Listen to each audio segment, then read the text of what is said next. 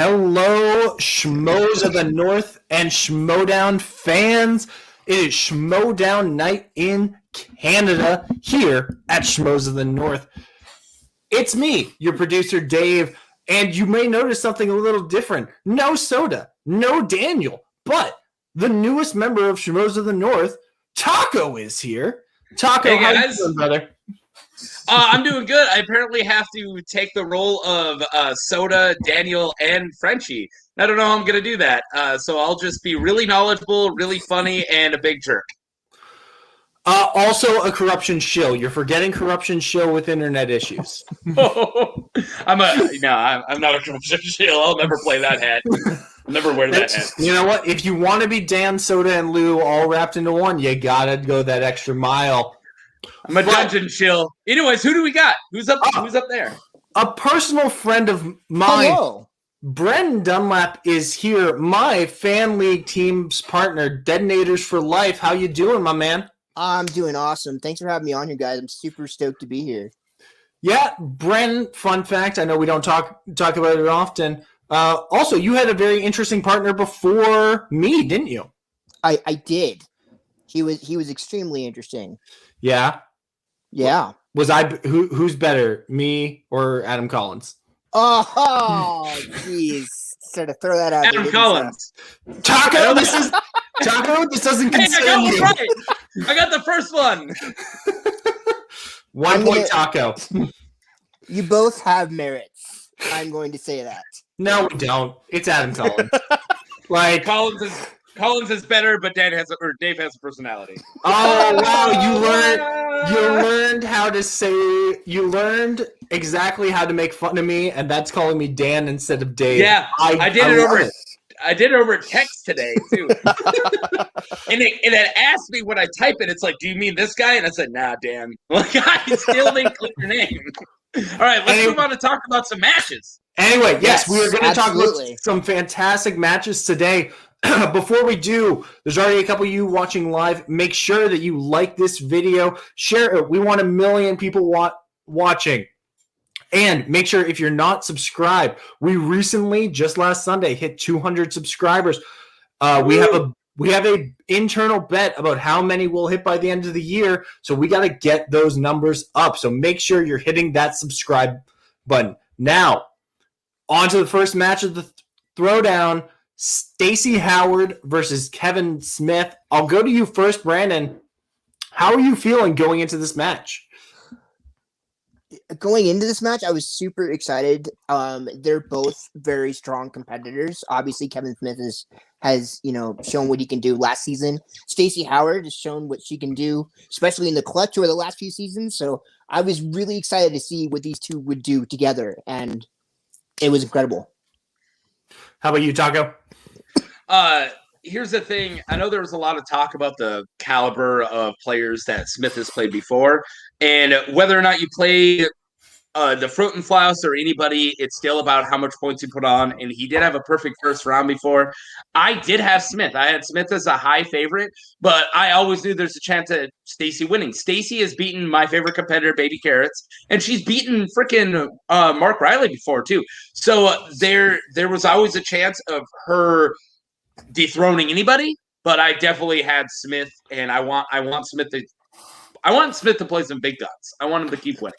I remember that Riley match destroyed my bracket that season. Destroyed everybody's bracket. What? Nothing special about you. I think that happened to everyone. Yeah, everybody.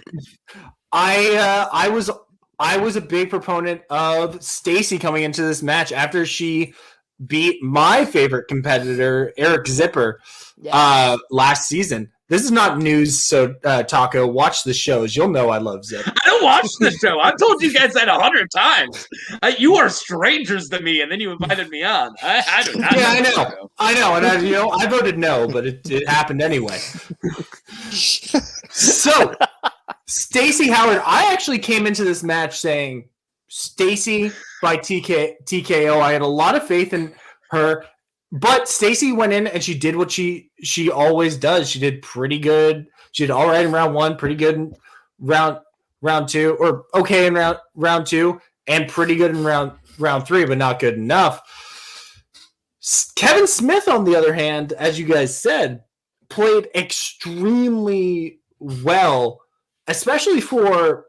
I don't think we can call him a token celebrity player anymore. I think we really have to start looking at him as a real contender and player now that he's reached that top 10. Absolutely. Yeah. Well, the second he played somebody who wasn't a celebrity, and I know the Flirt and Floss is a celebrity in Germany, but he's not a celebrity here.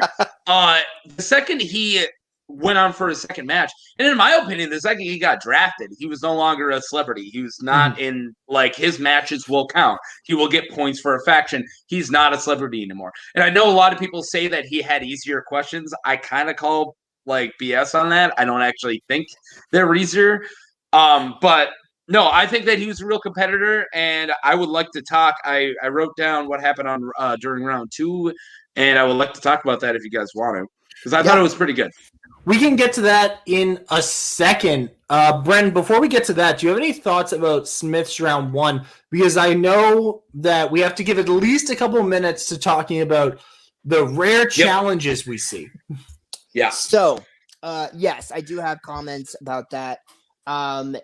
Unfortunately, I do have to go inside with the challenge. I do think the challenge was upheld because that documentary is a completely different, separate title. He had the joking answers leading into Tom Hanks and stuff like that. Unfortunately, Milk and the other documentary title are two completely different movies. Yeah, absolutely. I understand where his challenge is coming from, but also as someone who's watched the game for such a long time and seen challenges like that thrown out, I agree 100% with the challenge and the ruling. Unfortunately, it just didn't go his way. I completely agree.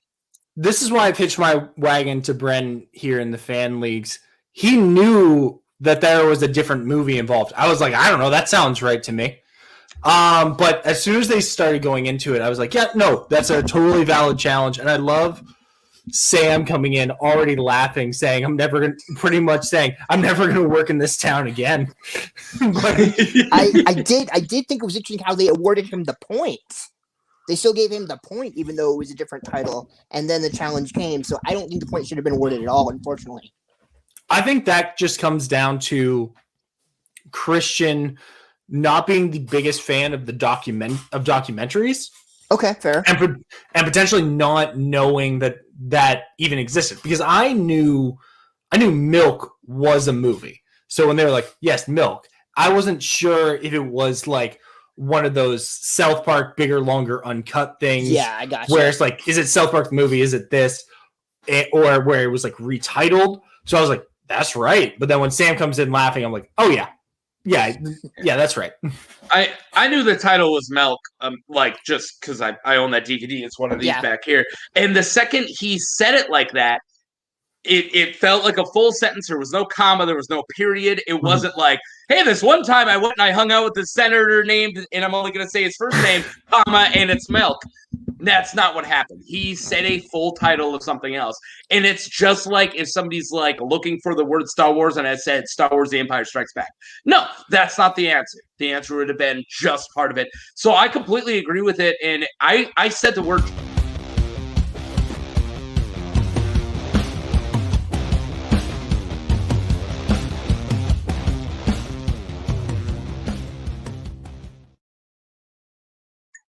It rope-a-doped us. I was like, what it let us think that it was not doing it in 9 minutes in.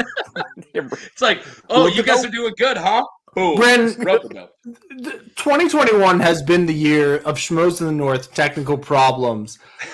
But we have never got this bad. 9 minutes in. It usually plays a bunch because I swear that someone just has their mouse hovering over the video and it just keeps pressing it, but never 10 minutes into the video. I'm sorry. That was fantastic. In honor of tonight's technical difficulties, there is nothing more fitting. Sorry, Taco, please continue your thought. That was fantastic. Oh, no, I think I finished it. And if anything, I got interrupted by the title. I think I've been on 5-ish episodes and I've seen the title 11 times. No, I would like to talk about round 2 unless you guys want to talk about that challenge anymore. I mean, it was on his bonus, which kind of sucks because he earned that it. did, it did suck. It was But- a bonus. So that means that he didn't have a perfect first round. He would have had a perfect first. So it The other sucks. thing I thought would be interesting was that if it wasn't on the bonus round and he did have the whiteboard, what if he wrote down the full title and then he would have had Bill? no. Yeah, he no would have had chance. no. I love that this was on his bonus for the sole reason that it made the rest of the match a nail biter the entire time. Not like in the traditional sense where you're like, oh my god, not in the Damelanta Damon sense or the Collins Murrell sense where it's like, oh man, it could go either way. It really came down to, in this case, is this going to be a TKO or is it not going to be? And I think that suspense is gone if Smith gets the 9 in round 1. But Taco, we've been forcing you to stop talking about round 2 for a couple minutes now. Talk to me about that.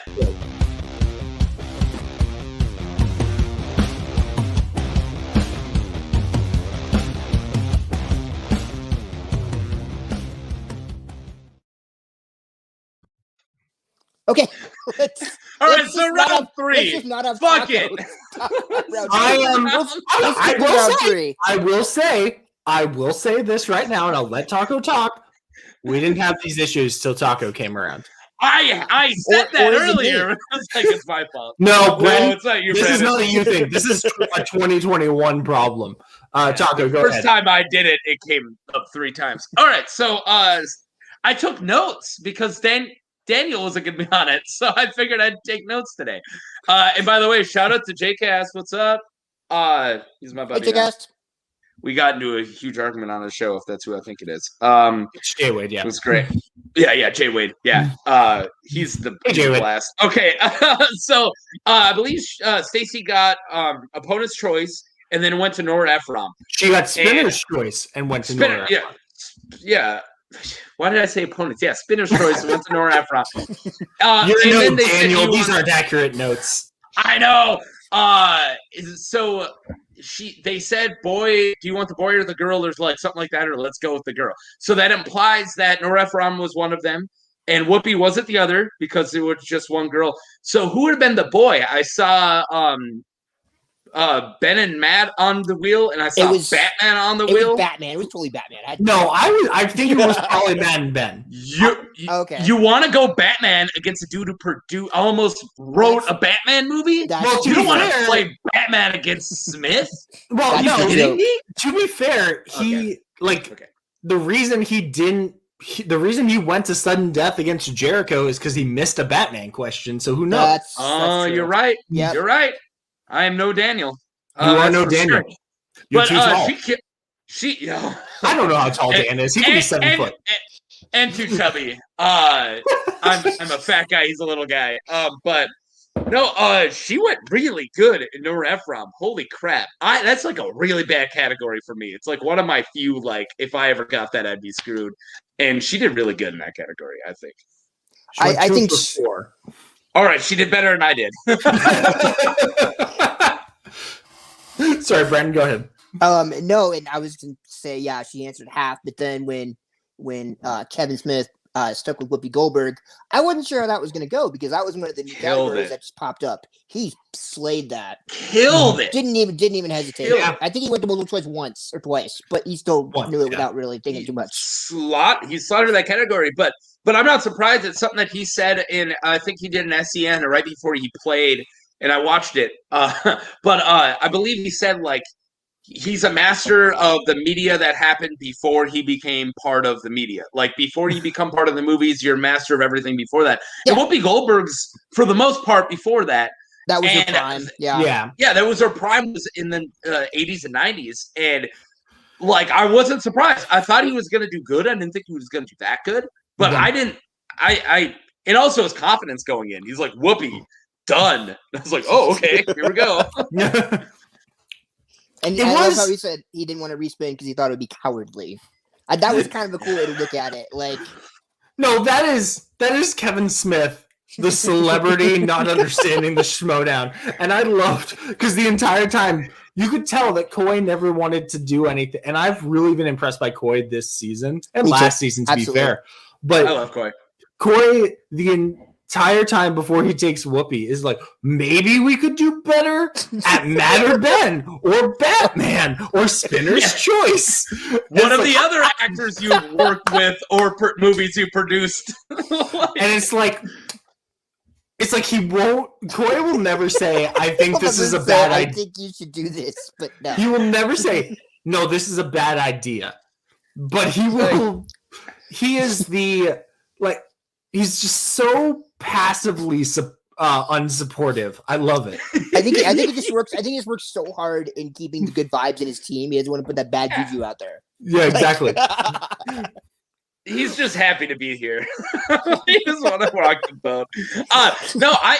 You know what else had the thought that Matt and Ben were there because Smith didn't want to put Smith on the wheel? So he's like, I'll put Matt and Ben on the Yeah. And Matt and Batman. I feel like those are like, okay, I've almost did a Batman film and I worked with Ben Affleck a lot.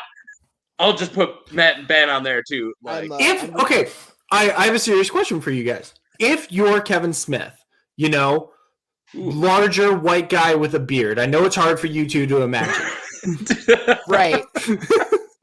I'm pretty sure I weigh more than Kevin Smith at this point. But go ahead. Right. His beard wishes it was as cool as mine.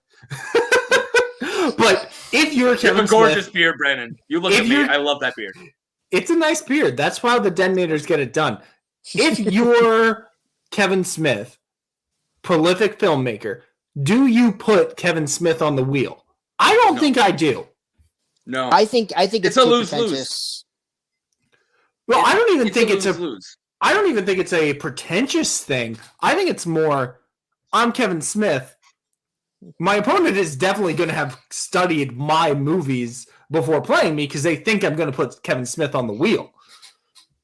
So, what are you going to do about that? Because you have to imagine, maybe not Stacey, because Stacey famously does not study.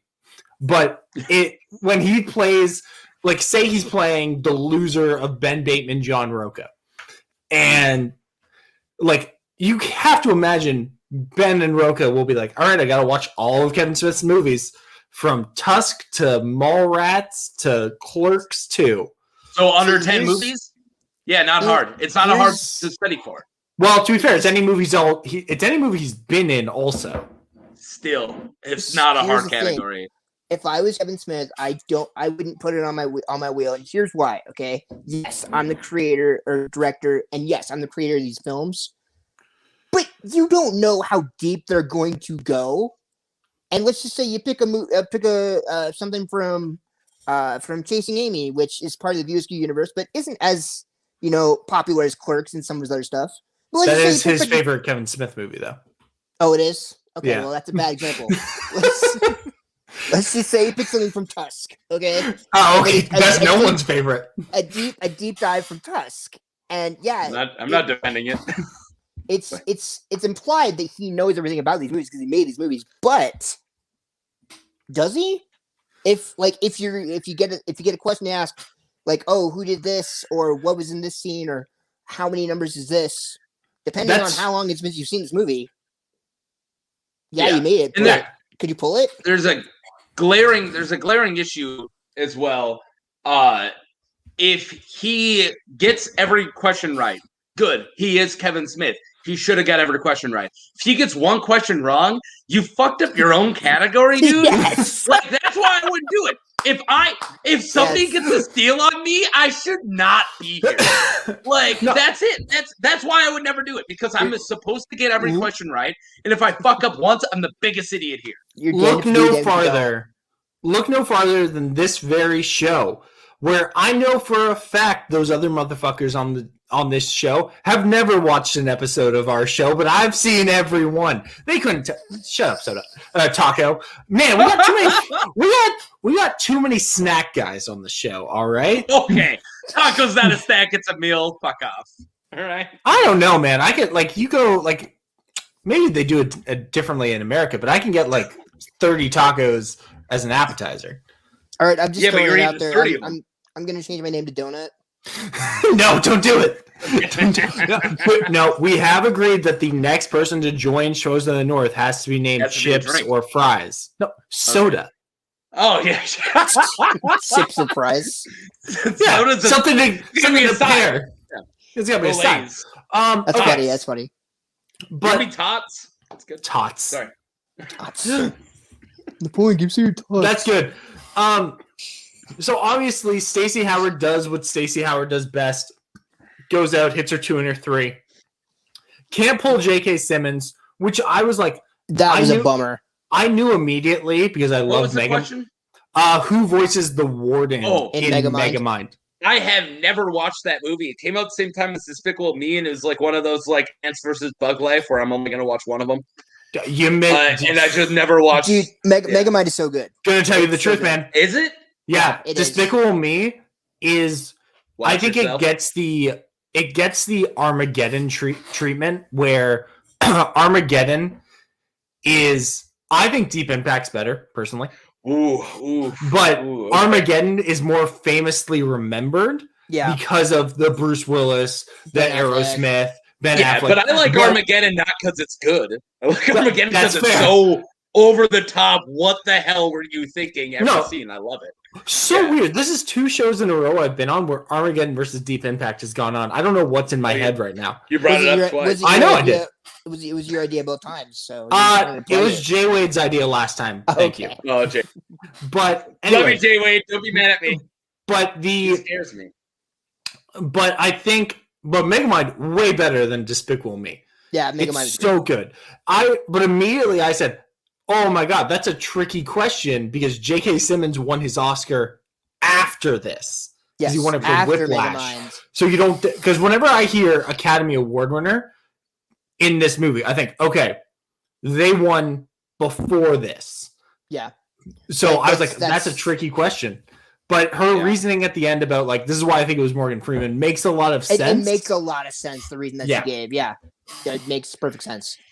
I love J.K. Simmons, especially as a voice actor. Sorry, Jake- I'm watching Invincible right now, and him as Omni-Man is Dude, fucking inspired. we can man. fucking It is dude. We can so talk good. about Invincible after the show because Invincible is my favorite non-Marvel DC property, and I'm loving this It's show.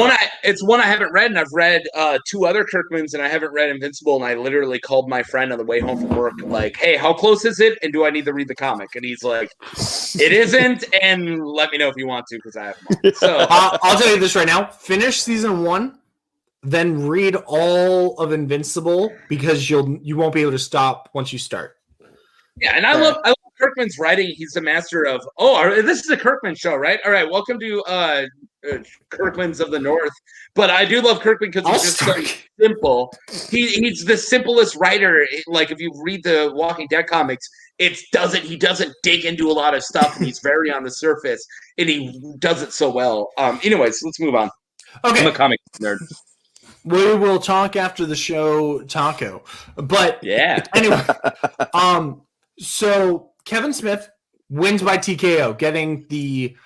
Unfortunately, this is the second live pay-per-view event in a row where the usual suspects have been handed a -1, but the Corky Mercs go up 2 points. Where do we want to see Kevin Smith go next? Now that they said it, he's reached the top 10. He is probably, I'd say, 2 matches away from a belt right now. So where do we want to see him next? Yeah, because once he gets 4-0, he's the number 1 contender shot. I think this might be a little bit different just because of the way he entered. Okay. Yeah. And because it's like, I would say win one more number 1 contenders match, then belt. Yeah. I don't think you that's- should have number 1 contenders right now. I definitely don't. No, that's what I I'm think it would saying. be No, he has to get 4-0, and then he gets contenders, and then he gets Oh, okay. and then he gets the belt. Oh, good. So- We're all saying Yeah. the same thing. Yeah, because he's Yeah. only won 3 right now. And as far Yeah. as 3-0 right now, I can't think of a lot of There's- competitors right now. There's really no not a one lot. perfect right now. Because I don't want to say the loser of any of the 2 that I think are in the exact spot right now. Because I think Roka Bateman and Oyama Irwin are those guys. They're the next one's going to be number 1 contender. In my opinion, that's where I think they're at. Where's But Bibbs in there? I don't know, where is What this? about- Has he played today? But I wanted to say one thing where I don't want him to play, and I think that's what they're going to do. And I think I don't think it's the smartest move. I think they might give him Machine, and I don't want to see that. I think they might give him Machine, who's fresh out the window with Paramo, and call that like a number whatever 2 contender, whatever you want to call it, but the gateway to a number 1. And I just don't like that matchup.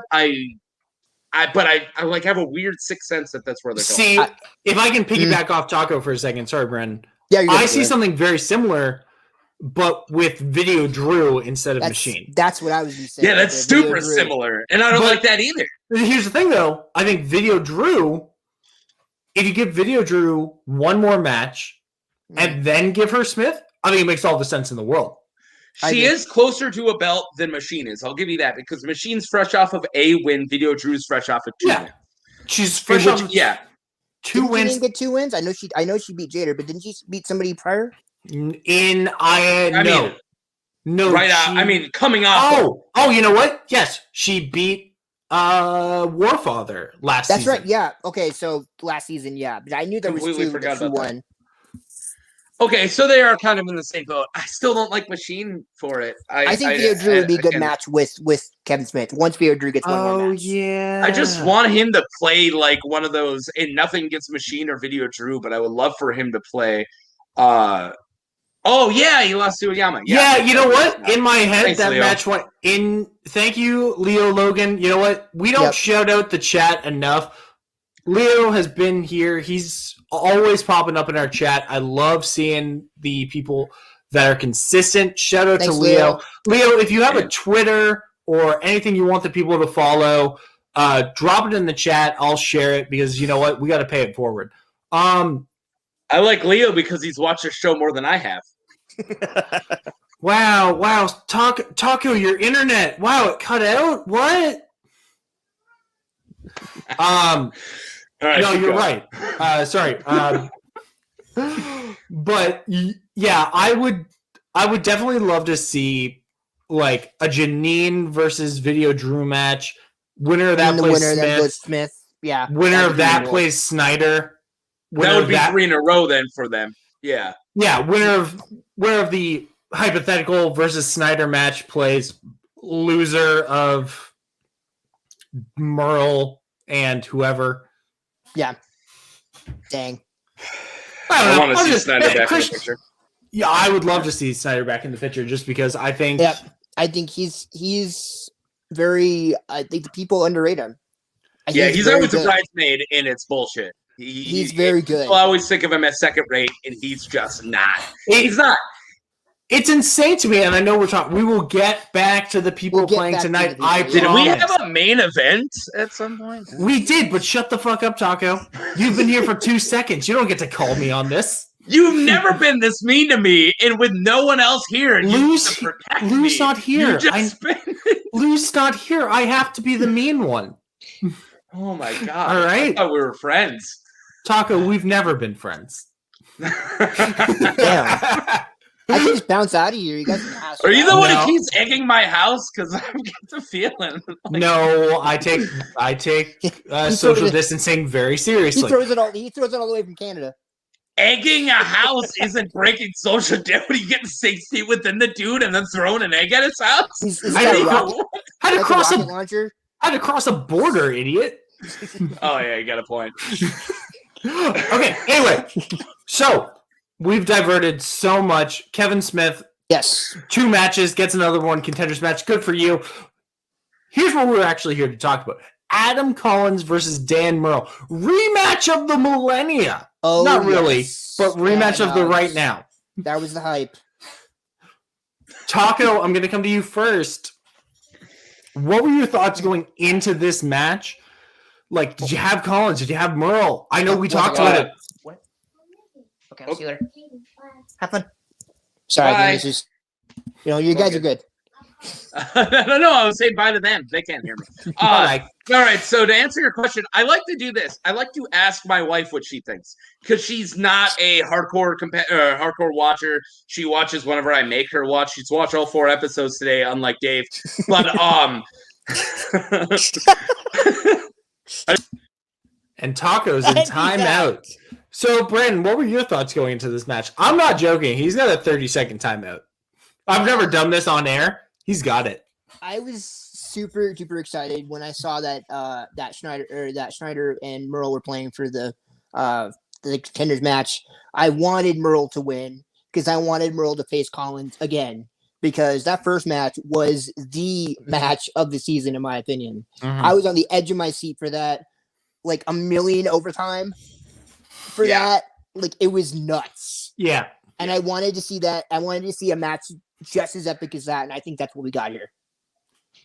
It didn't go into sudden death, but it was still fair. I wanted sudden death. I said in our chat today that I wanted sudden death.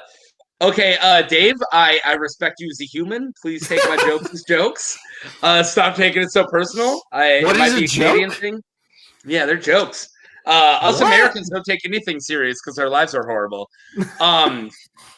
So anyways, if I took anything serious, I'd be depressed. Okay, exactly. So I like to get my wife's opinion because, unlike us, she's not a hardcore Schmodown fan. She watches some episodes. She doesn't know all the history all the time. She doesn't look at it the way I look at it. And I have a lot more bias than she does. So I like that. That's a casual viewer. Yeah, casual viewer. So she dropped a bomb that if we were just dating, I would have left her. She's like, "Oh, Collins." I was like, "Ooh, that was easy. Why'd you say Collins?" And she's like, "I don't really like Dan." I was like, "What?" I was like, "What?" She's like, "I don't know. I just don't like him." I'm like, "What do you not like about him?" She's like, I just don't like Collins. I'm going Collins. I don't like Dan." And I was like, "What the hell?" But she doesn't have all the history we have. She doesn't remember when he played his way up in the third season. She doesn't have all that stuff. She's only seen like champion Dan, who's, I don't know. I have a soft spot for Dan because he's the GOAT, but I thought that was hilarious. Yeah. I also had Collins going in, but the heart wanted Dan. The head said Collins because I don't bet against players who haven't lost. I just don't. Once you're like above like 7-0, I'm like, I don't know what's going to beat you.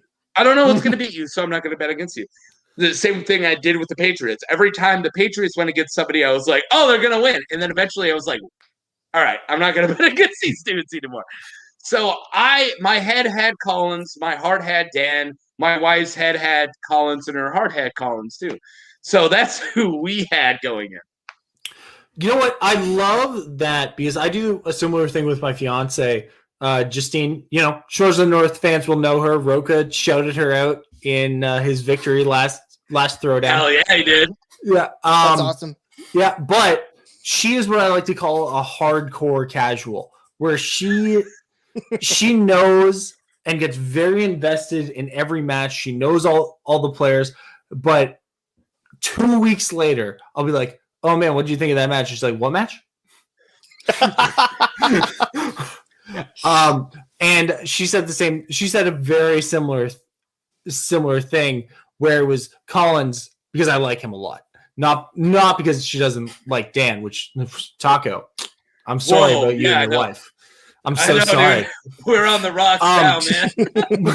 But I'm sleeping on the couch and she does not know why. I had Dan going into this match because of, first of all, the 18-4 or 18-7 or whatever his record was. I don't have it in front of me. And also the never lost when challenging for a title, and he's never lost to the same player in singles twice. Yeah, and those are some awesome stats. When you can say that, it's like, what the fuck do you even say? What else can you say? It's going to be Dan Murrell. So when the match started and it was 3-1 Collins, I was like, I wrote in the chat and I almost hit send, but I did not. I almost sent TKO incoming, but I erased it. It was 3-0 Collins. Did I blank that out? It was 3-1. Okay. I know that Dan missed his first one. And I looked at my wife and I went, because I knew the kind of match it was going to be. Yeah. Yeah, he missed his first two. Yeah. I blanked a lot of the first round out. I was in the middle of dad stuff in the first 2 rounds. And honestly, I completely blanked out round 2. I had to look at round 2, so I'm not going to be able to talk about round 2 that much. But yeah, when he missed his first question, I know that it's a 5-round match. And if these were like good competitors, I'd be like, 5 rounds are, that's a long time. And especially if it was a teams match. Teams is a way you got 2 people. If it was teams, I'd be like, you miss your first, miss 3. It doesn't matter. There's a lot of game left. But when you're talking about the best of the best, when you're talking about champions, the top of their league, like these guys are, they're the Demolanta Damons of singles. Like they probably aren't gonna miss. Yeah. As soon as he missed one, I was like, you can't give any wiggle room. Any wiggle room. You can't miss your bonus. You gotta go. And there were no bonuses in this round. There were not. No, I was super shocked with that because usually one or both goes perfect. It was nuts. Whenever you, and I know the writing staff has talked about this in the past, and all the credit to them. Where I love the writing staff. They intentionally tried. I don't know if this is actually still the case. I know it used to be the case where championship matches. Round 1 questions are going to be harder. Mm-hmm. Because I've noticed that. Because when you look at like Stacy and Smith's round 1 versus this, it was like, name this 1987 based on one actor, as opposed to in the Smith Stacy match where it was, here's 3 actors and the year it came out. What year are we doing? I played along with this first round and I got 4 out of 8 right, which is about my average on championship matches. But once again, this is why I hitched my wagon to Brendan Dunlap. I got 1. Okay, you know what? I'm going to say this right now. I'm not going to say anything. That's all right. I'm bad at singles. Adam, as you mentioned before, I don't know if you mentioned it in the stream. Adam Collins and me used to be team partners, and I was the weak link on his team. I did my fair share, but Adam Collins was a machine. And he was the weak link in that. Am I the Brandon? Am I the Brandon of the Detonators? He continued to be super supportive and help me train, and he was a great guy. And I knew once he got drafted that he was going to go all the way. And there is no doubt in my mind that he is just going to keep tearing it up. They said it as soon as the ending of the match happened. I said, "Uh-oh. Now he's free." Yeah. And we were I wish I would have known you for my Schmodown fantasy Schmodown league sake, because I had no clue he was going to do anything. The first time I had a hint was Roka broke character. He killed Roka. And in every so before Roka's match, in every after show or whatever backstage, he kept bringing I think I got the hardest guy. He kept saying I think I have the strongest dude coming in for the play-in. He brought it up 8 times. I was like, oh my God, Roka lost. I knew it. Oh no. And that was when I was like, Adam Collins? He didn't do that good this play-in. I think that was his worst match, was his play-in match. And then he murdered Roka, super murdered Lon, and then moved on. No, I think he TKO'd his first match. Did he? Yeah, he did. I guess I just don't remember. On his championship run, the only match that was not a TKO was sudden death with the kid. Oh my God. He was my beast. Way back when, I think it was 2 years ago when he started playing, he was my first loss. Yeah. See, he played me his second match, and I was his first loss. And I remember, for sure, you would have filled those shoes. I would have turned him down. If Brandon was like, "Hey man, I'm looking for a team member," and I was like, "Cool, who's your last team member?" He's like, "Collins." I'd be like, "Go fuck yourself." No. I'm filling in those shoes. Brian, we don't need to go into the Detonators history. Me and Dave have a complicated relationship. Me and Dave actually teamed up in a different league while me and Adam were still partners. It's true. You cheated because it was different leagues. No. I'm the mistress. Yeah, he was tired of being. I'm not gonna say that. I'll say he was tired of being second fiddle. He wanted an ego boost, so he teamed up with me. Anyway, what I was gonna say. I'll say it later. Enough about my personal failings as a man and as a team partner. But let's talk about Adam Collins. We'll never stop talking about that name. But Adam Collins goes first in round 2, and he takes DreamWorks. I am surprised. DreamWorks has come up a couple times already this season, so I was surprised that he took it. It's a good category. It was also a second spin. I think DreamWorks is such a sneaky. Right. It's such a. Personally, and I don't remember how well he did. Apparently, really good because he went up to 14 points by the end of it. 7 of 8. Thank you. But honestly, DreamWorks is one of those hard categories where it's going to throw you some low balls of like the ones you remember, and then it's going to bring up like the Wayback Machine, which is what they did. That's the only thing I can remember, or like Over the Hedge and the ones you don't remember. Yeah, like there's a lot of really sneaky. It's not. You remember Over the Hedge? I'm a little bit younger than you guys. I had a birthday party where we went to see Over the Hedge. Second time he's brought it up today. Second time he's brought up his age. No, it's like the one win he has is being younger. Y'all are gonna die sooner. Very rarely is any of the franchises like Shrek or Kung Fu Panda or Dragon. Very rarely is one of those franchises when they have those questions in there. It's always some weird obscure one. Yeah. Like the question that Collins went to multiple choice on, which was the Wayback Machine. The Peabody and Sherman. Yeah. I got that, by the way. I did through process of elimination, when he went to multiple choice, I was like, that's the one I haven't seen, so probably that. That's probably what it was. It might be an age thing again, but I didn't need a movie to know the Wayback Machine. I know Peabody and Sherman from the Hanna-Barbera, wherever they were part of. I just know them as an old school. They're always a part of pop culture, and I've never watched that show, but I just knew they're part of pop culture, and they brought up in like Family Guy episodes and other things, the Wayback Machine and Peabody and Sherman. So I just knew that as just being, I don't know, a big nerd of pop culture. So whenever I hear Wayback, I'm like, oh, it's Peabody and Sherman. It's the weird dog with the glasses. I only know the Wayback Machine as the thing you go to on the internet to see what the internet was like years ago. I knew it was a time machine, and I'm like, there's only one cartoon that has to do with time travel in DreamWorks, and it was that one. Yeah, that's the one. No. Oh wait, Meet the Robinsons is Disney. Okay, that's Disney. Yeah. I love that movie.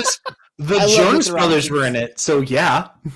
My wife made me watch that, and I'm like, no one ever talked about this movie after it came out. I don't give a crap. And then, after I watched it, I'm like, that was delightful. How come I never watched that movie? Welcome to the Meet the Robinsons hour on Schmoes of the North. I played the video game. I knew the song on karaoke. Me and my fiance constantly go, I have a big head and little arms, master. Oh my god. All right, I watched it once 8 years ago with my wife. All right, I'm just saying I'm not in the same league as what you just did. I'm not part of that gang. So if we ever get Meet the Robinsons category, Dave, I'm just gonna sit back and let you do it. If fucking Travis ever says Meet the Robinsons is a category, I'll clean up. You're gonna do like Kalinowski's forgettable partner when it was James Bond. He just sat back and was like, "You got this, Mike." Yeah, I'll just stretch out my long legs and my lederhosen, and you got this.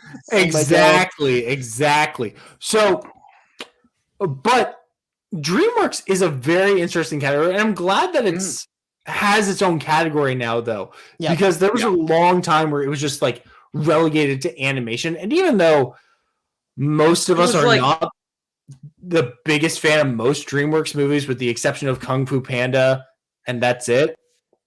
Because How to Train Your Dragon is trash. What about Shrek? Oh, Shrek's good. Oh, cut me out! How to Train Your Dragon's trash. Get me out of here. I'll leave this time. I'll say what are you talking about? No, I'll say it right now. What are you talking about? It's because I'm a book. It's because I read the book first. That was like my god. That was my book as a kid. How to Train Your Dragon was that was my favorite book growing up. Read it. Me and my mom read it all the time. All right. I still have it on my shelf over there. As a Canadian, you should have so much pride in the voice of Hiccup because it's like Candace Pride. Right? Jay Burchell. First of all, First of all, we have way more prides than Jay fucking Baruchel. If all you the own Lions, Nickelback in Bieber right now, I'm out. All right. First of all, no. We got you have Rush and Alanis Morissette. Sit down. That's all you and got. And all the attractive Ryans. What about Jim Carrey? And Jim Carrey. All right, Jim Carrey, before he became a weird nihilist. Jay Baruchel is like the 15th Canadian pride. He's amazing, though. Drake. We got Drake, for God's sake. Is Drake? Oh my God. He's from Toronto. Yeah, you have the second most famous guy from Degrassi. Good job. You have Scott Pilgrim. Oh my God, we got Michael Cera? Yeah, like we want to talk about Canadians. Oh, all right, whatever. It always becomes a nationalist thing. Let's talk about the famous Americans. All right. So Collins versus every one of them. But from this point on, sorry, I forget off the top of my head. What did Murrell get in round 2? I got it written down. I did things. Oh God. Dan got legal courtroom traumas. Oh yeah. Right. Yes. What did you think about Murrell taking legal courtroom dramas? And once we get through this, I actually have something I want to talk about. I don't remember this category. I was probably changing a diaper. Brandon, it's all you. He got 8 out of 10. Really? Good job. He did well. Especially for, like I said, another one of those newer categories. How did he go 8 out of 10? Isn't there only 4 questions? Oh, sorry. Wait, so my board. You're right. Sorry. You went 10 out of 8. Don't worry. I can't read. You went 8 for 8. I think it was like 6 out of 8. So I don't know. My bad. I thought it was 5 questions. Well, You're so confident. No, he went so confident. He went perfect. He went 8 for 8 because he tied it up at the end of this round. Oh, okay. Yeah. That sounds more familiar. Yep. You're right. I can do math. I don't remember that round, but I can do math. But at this point, since obviously the 3 of us are idiots when it comes to Dan Murrell's round 2. Damn, sorry, Dan. At this point, we've seen Kaiser. We have seen Kaiser and Dan interact a couple of times, both in promos and now in the match. What do we think of the Kaiser-Murrell pairing? I have the unlockable opinion. Brandon, go first. I think it's awesome. I really, really do. And it's first of all, Kaiser has improved drastically since last season. And this is just the kind of push and support that Murrell needs, regardless if Mara is in that faction or not. I feel that, however, Kaiser has changed his role and changed his game. It's really helped Dan ascend to that next level and hyper focus. And honestly, I believe that without Kaiser, he wouldn't have won this match. Wow. What were you talking? Okay. Oh my God. I'm not trying to be the contrarian. No. I think I'm not purposely trying to be the contrarian. I think Kaiser's always been the best manager in the league. I honestly do. And I don't think he's improved. I think he was good. I'm the weird Kaiser shill who, when he was the bottom of the league, I was still putting polls in Facebook who was all about Kaiser. I was like, who's the best manager? And I was like, John Kaiser, the manager of the dungeon, and like left no one else. And everyone's like, you stacked this poll. I'm like, I did. But anyways, honestly, it was this. I think his players didn't suck or anything. I'm not talking about bad about last year's dungeon. They just had a big string of bad luck. He had a really bad year, but he had a really good year before that. He had Oyama and Smets before that. But and Zipper. I do think. Yeah, and okay, and the rest. Anyways, that's a Simpsons reference. I'll explain that later. But I do think that Kaiser's always had this, and Kaiser's my favorite mouthpiece. Period. I love Kaiser. I would love to buy him a drink and talk to him about his favorite Pearl Jam album. By the way, Versus. So I don't know if I buy Murrell with him. There's this thing I'm sensing. Like, I think he's smiling because he knows he needs a smile when Kaiser makes jokes. I think he's just like nodding because he knows he needs a nod when Kaiser says something. I don't know. I'm just not buying their chemistry, and I want to buy their chemistry. I love Murrell and I love Kaiser, but there's something where it just feels like Dan's here to play games, and he's going to deal with the manager, and he's going to go through the motions, let the manager talk. I'm just not.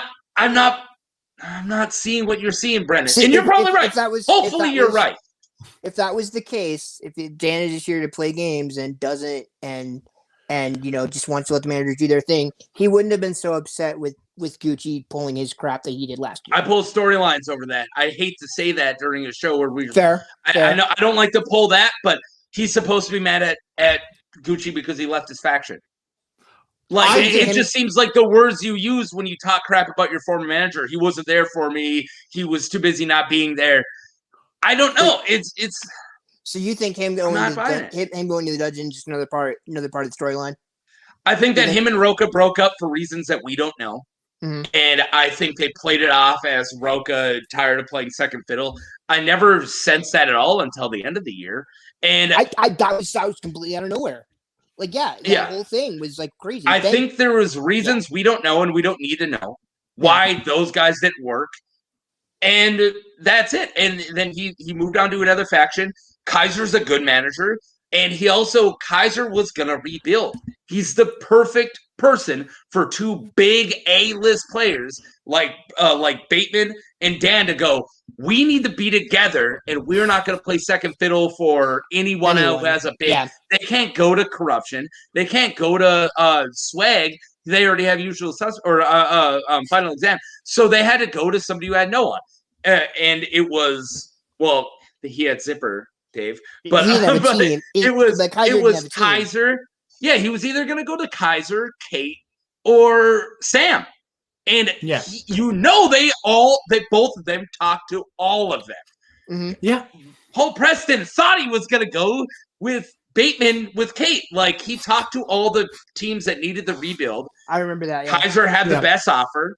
And that's it. I just don't buy the chemistry. And I want to buy the chemistry. I love both these competitors. But I'm not going to sit here and lie.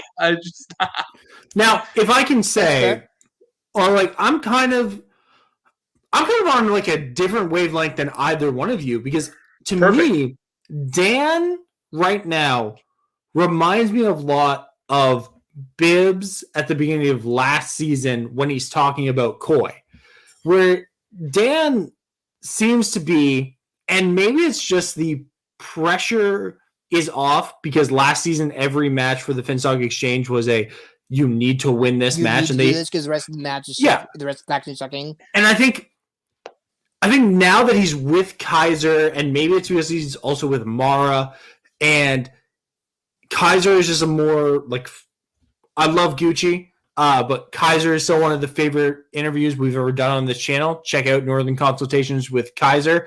I think that's like episode 8 of Schmodown Night in Canada. Also, we had him on super early. Nice.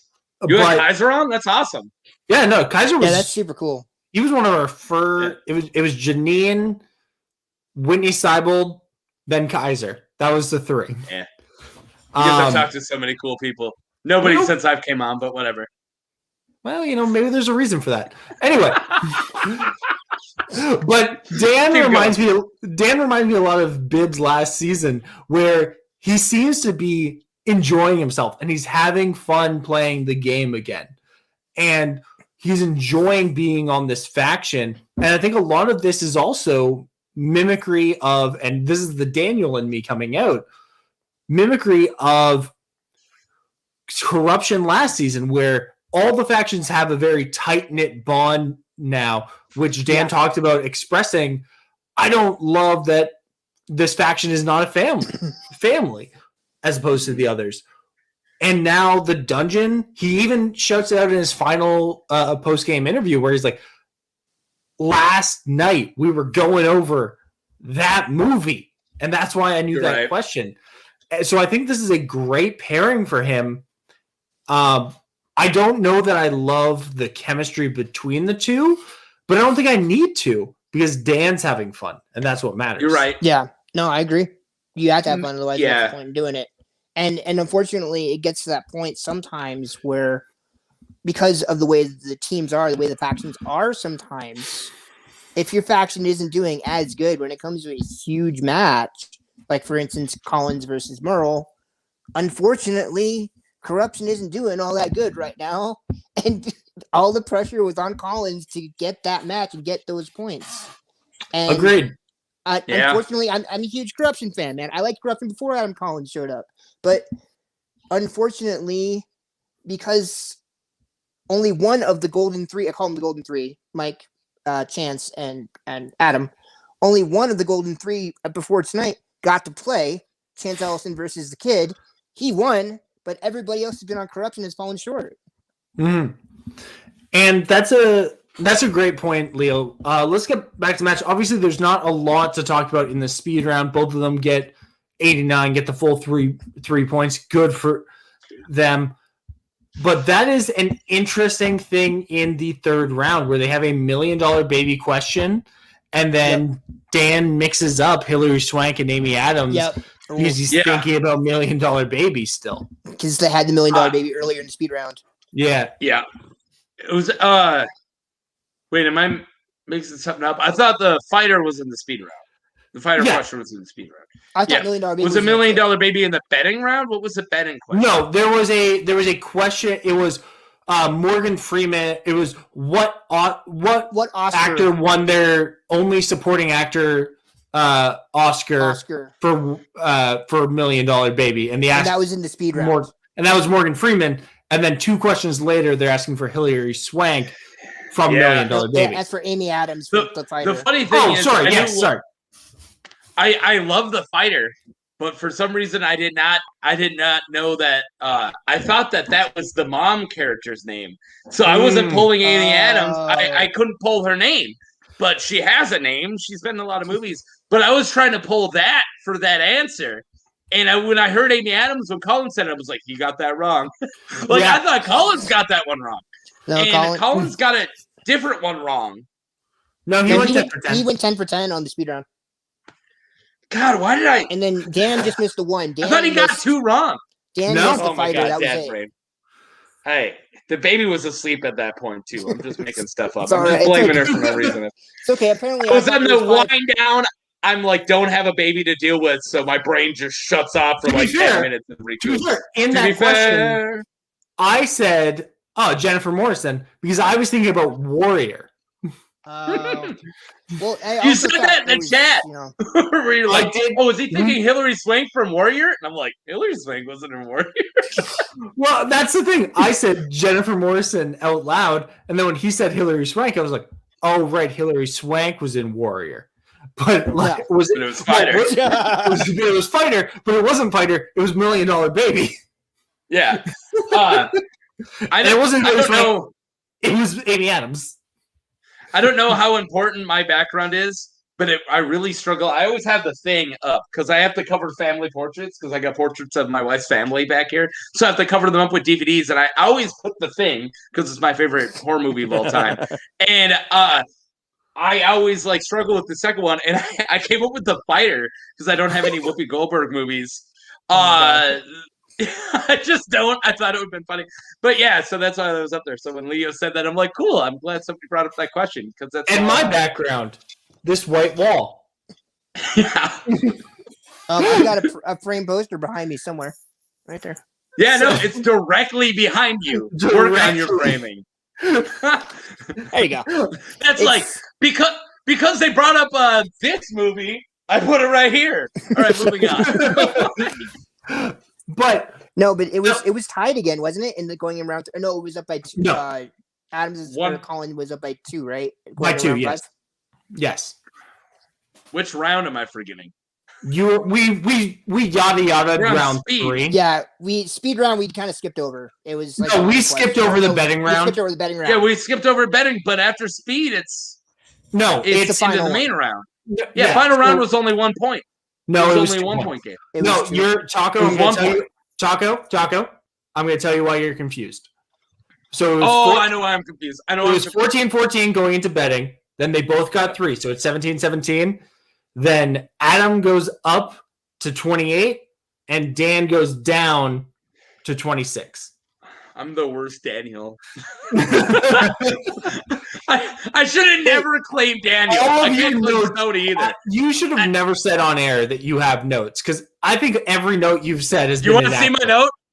Like, these are my notes. It's one Post-it note with 4 things written on it. Oh my god. My notes. I was so proud of myself, man. Taco, there's always next time, buddy. So going into round 5, Thank you, Brandon. You're so supportive. Taco. Actually, I do want to say this. This was actually your final audition process. You're gonna get cut. I'm okay with it. Greener pastures. You're Hopefully, gonna I'm gonna not be with so many stinking Canadians. Oh my god. Okay, so going into round 5 though, Collins is up 2. What did you guys think? Did you think, all right, obviously they're both going to hit all 3, or what was the thought process? No, that's not what I thought was going to happen. I had a feeling, unfortunately, as I was rooting for Adam, I had a feeling he was going to miss maybe one out of the 3. Wait, you're rooting for your former partner? Weird. Yeah. Collusion.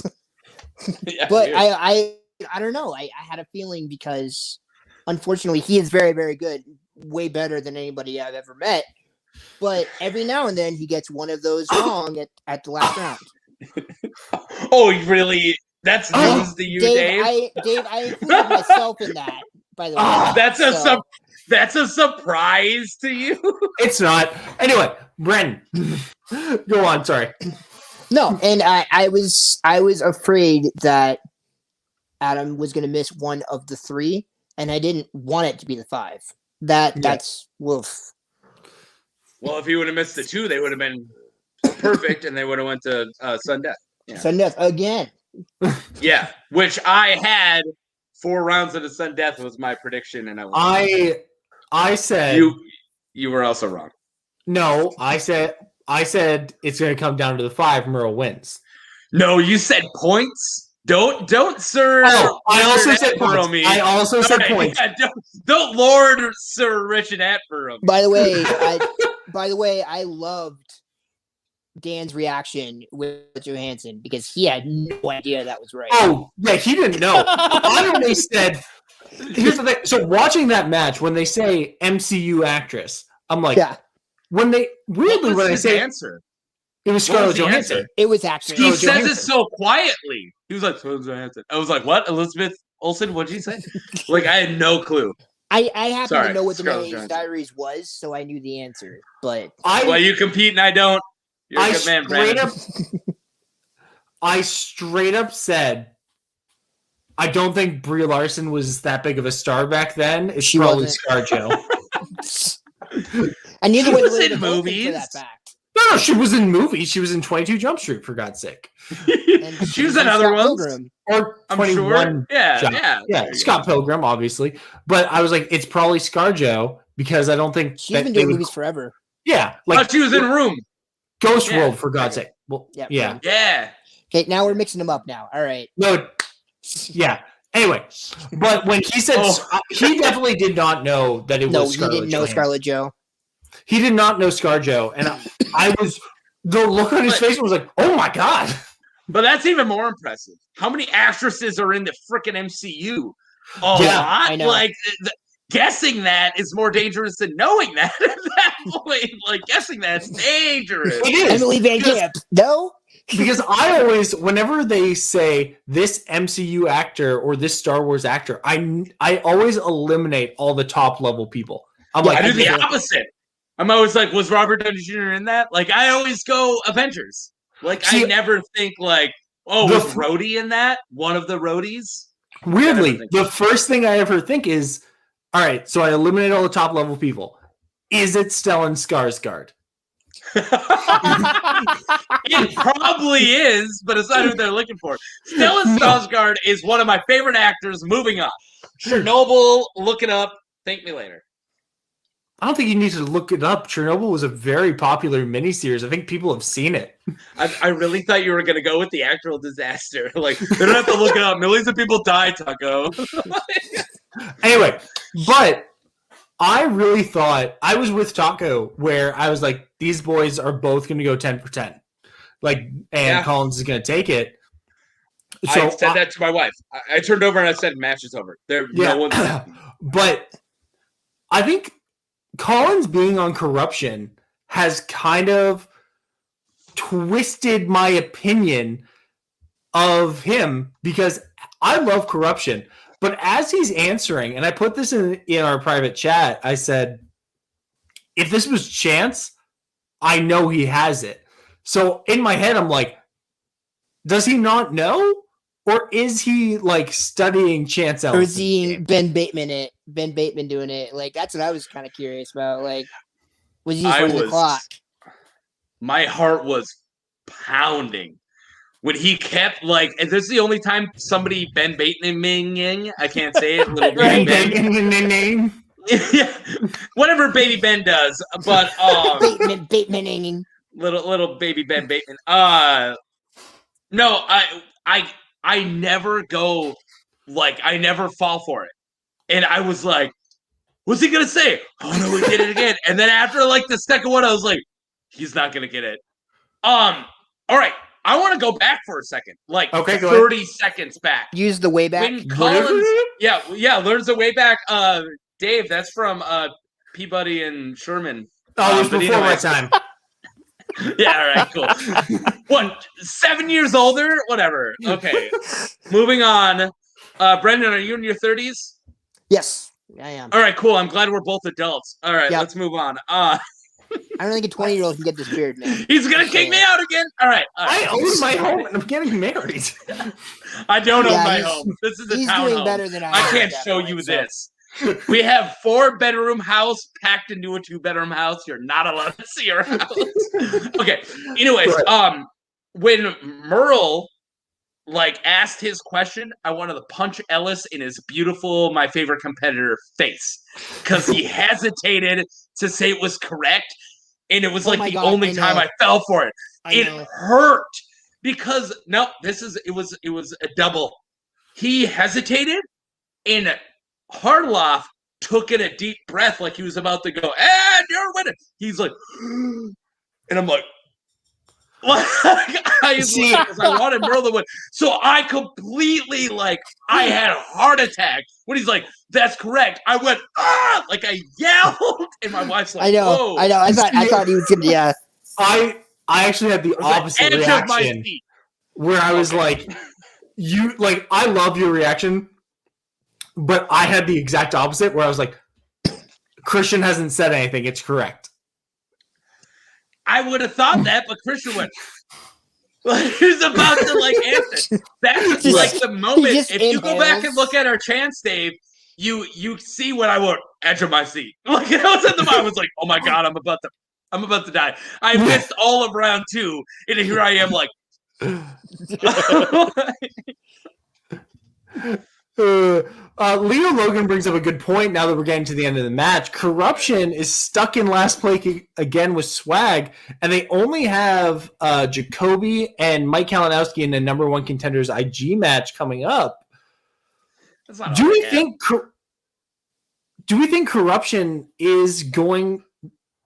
Are they in a good spot right now? I know that this time last year we were all saying go fuck yourself, Corruption, but with the new point structure, the Dungeon now with 2 title matches behind them has such a enormous lead.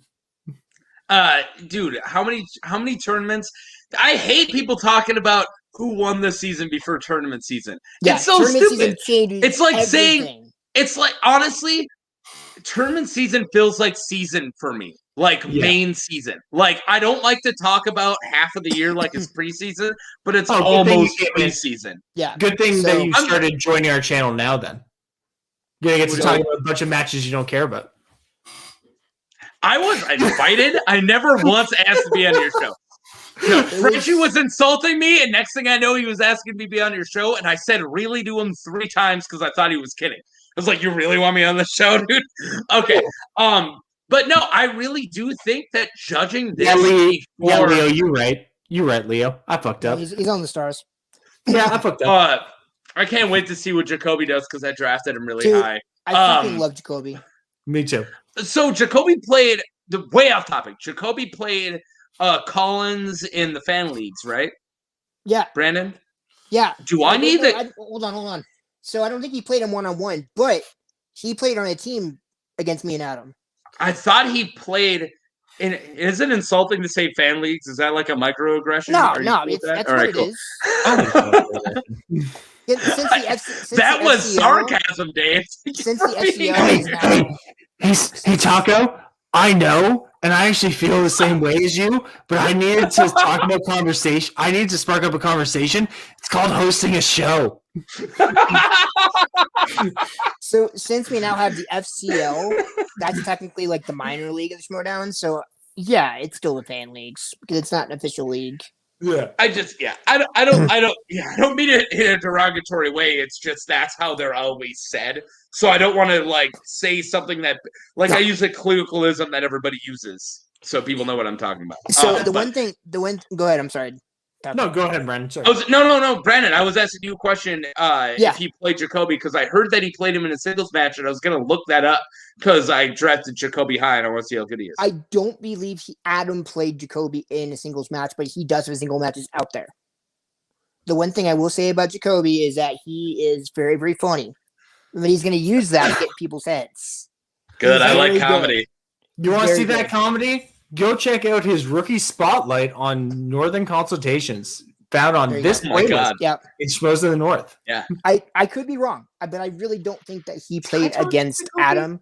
No, I didn't. Because me and Adam went back and forth a lot before he got pulled up. So I do love that we're about to talk about the last question. Like we built up to the climax, and then I like the biggest jerk in the world, is like, hey, random question about the fan leagues.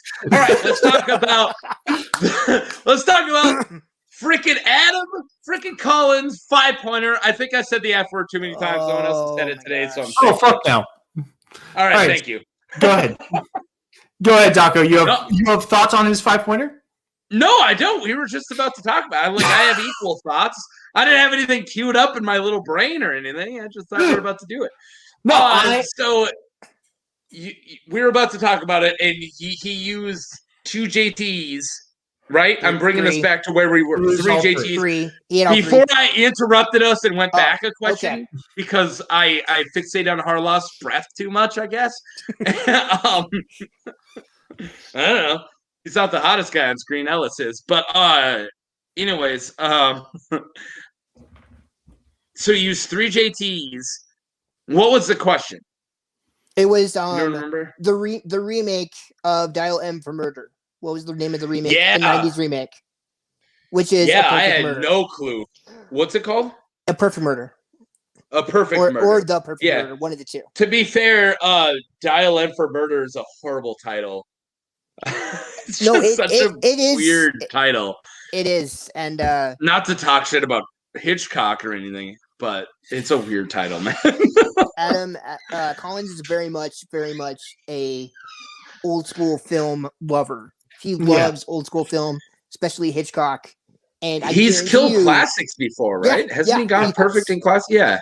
Yeah. And I guarantee you that was like in his head was that movie. And it doesn't help that the remake wasn't called Dial M for Murder. It was called something else. Yeah.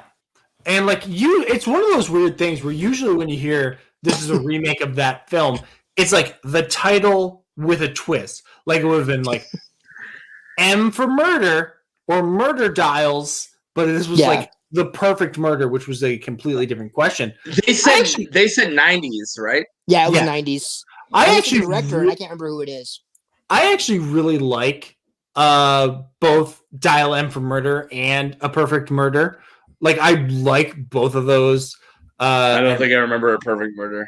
That's all right. Leo Logan does.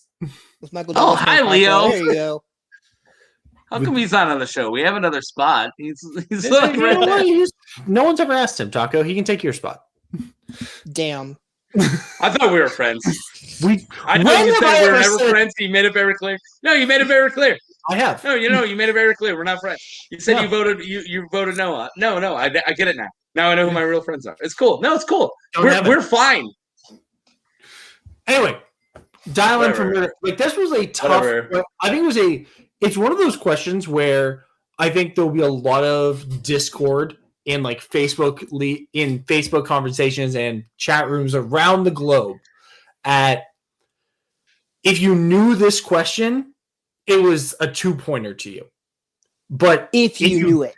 It's one of those. Yeah, it's one of those. Heavyweights Lars. Yeah. Yeah, because this is a tough question if you don't know it. Because aside from being a remake, there's not. If they had put in like starring Viggo Mortensen or Gwyneth Paltrow, like maybe you got some context clues there because you're like they haven't done. Gwyneth Paltrow wasn't in Lord of the Rings. It can't be one of those.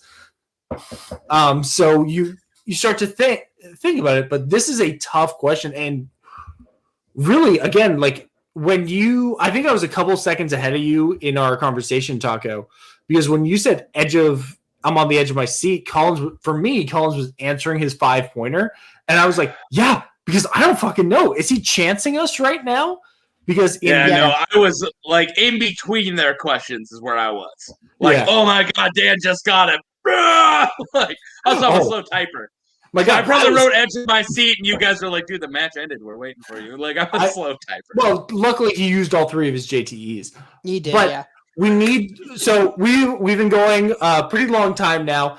Congratulations to Dan Murrell, obviously, for reclaiming his title. Can I be that asshole? I want to be that asshole. I got one comment. Go for it. I really thought when they said 90s remake of a classic, I thought like Clueless, 10 Things I Hate About You style remake. I thought it was one of those where they took the classic and put it into high school. So it's like or I think I said them all. 10 Things I Hate About You was the Taming of the Shrew.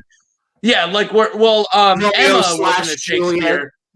Yeah, well, not quite that, but like yes, but like how Clueless is a remake of like Emma but they did that a lot in the 90s where they did reimaginings of classics, both Shakespeare and just like classic literature and Hitchcock, and then put it in the teenage things. So it was like trying to pull that, and it wasn't there. And I thought Murder by Numbers.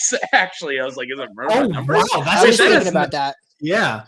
Well, I was like, no, murder's in the title, but that isn't. I know the plot of Dial M for Murder. I saw it played by my local theater, actually. Wow. Like a couple of years ago. It was fantastic. But I was like, I know the plot of Dial M, and I know the plot of Murder by Numbers. So I was like, all right, it's not that. But that's what I was trying to pull. I was trying to pull a like hip 90s Alicia Silverstone remake. Oh. Trying to pull, and it just wasn't that. That was my comment. It definitely wasn't that. Yeah, that is a tough one. But Dan Murrell reclaims his title. Congratulations, Danny. Congratulations, 5-time champion. 5-time champion in every era. It doesn't matter what you call it. Dan Murrell will be a champion. Yeah, he's obviously, man, he's a GOAT. Oh yeah, it's hard to. For me, I do default to, because this is a cross. There's so many different divisions. The moment he wins one IG match, I can definitively give that to him. Just because I'm that guy. No. Yeah, I agree with you. Right now, I got Kalinowski above him. No big deal. Wow. But no, I guess it comes to when he was the dominant singles player, teams had like 5 matches and IG wasn't a thing. So I had an entire season. No. No, I mean season 3. When he first debuted, singles was everything. Teams was like, might be a thing. IG was a gimmick. Star Wars was once a year, not at all yet. So in my eye, because I've been watching for so long, singles is still like 80% of the Schmodown for me. And this year, it's clearly not. It's very equal, which is amazing. Yeah, and I love it. I love how much Star Wars we're getting. I love how much Inner Geekdom we're getting.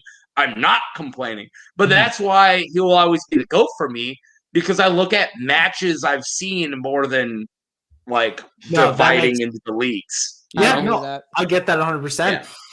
Now, obviously, we have this little mini thing that we talked about with Oyama, Irwin, Murrell, Bateman coming up. So we know roughly probably who's going to be Murrell's next opponent. I'm pulling for Roca personally because I want that third match. That would be good. I Oyama. want to see that too. Oyama. Oh my God, I want Oyama. I want Beast Oyama. I would love it. God. Oh my God. And we haven't talked about it, and we're not going to get a chance to because we're already running pretty long. I want him to go Super Saiyan and just take I want Oyama to turn heel again so bad. When he puts on that purple jacket, I'm like, rope a dope. Nope, didn't happen.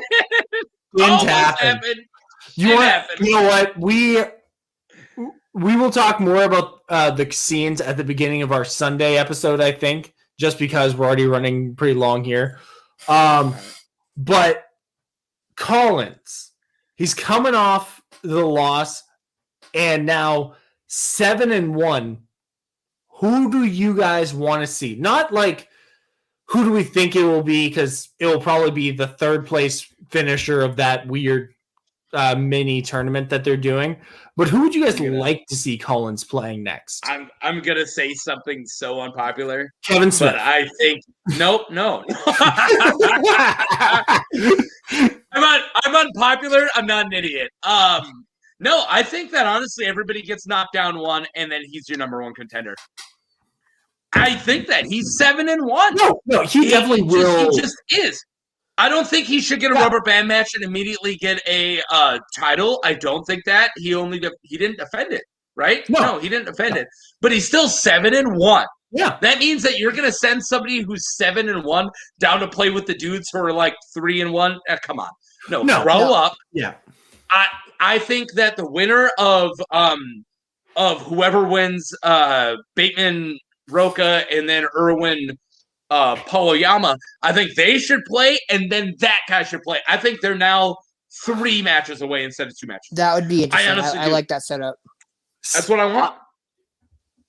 Yeah, I think those are 2 separate like tracks, but I would very much like that.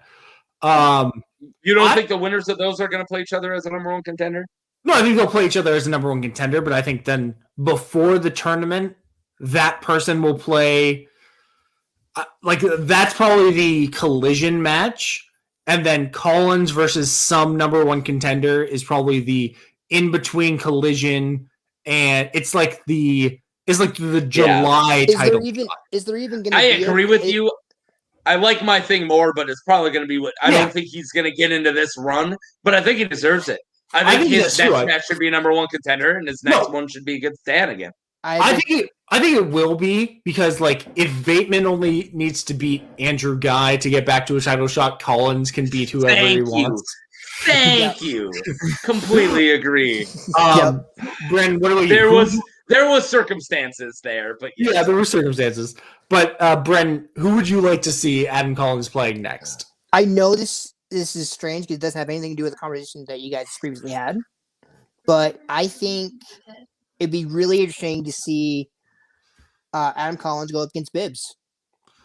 I think that their knowledge are very similar, especially in classics and horror and whatnot. I think that would be a really interesting, very evenly matched match. Yeah, if Bibbs had not just lost to Oyama as Leo has informed me, I would love to see that match. I think we'll probably see that. I think we'll get to see a version of that match as we look at Free For All coming down the pipe. Because Adam Collins will be in Free For All. Oh yeah, he's there. Definitely will be. He has to be. Yeah, has to be. We'll see those 2 guys at the table. He was in the horror Free For All. He's going to be in the normal one. Yeah, fair. He's not even a horror guy, and he won it. Oh God, Adam Collins. I would love. I think that like the loser of this mini tournament probably plays like the second place person probably plays like Snyder. The winner of that plays like a Video Drew or Janine after they've got another win, or a Kevin Smith. And then the winner of that plays Collins. I think I'd really like that.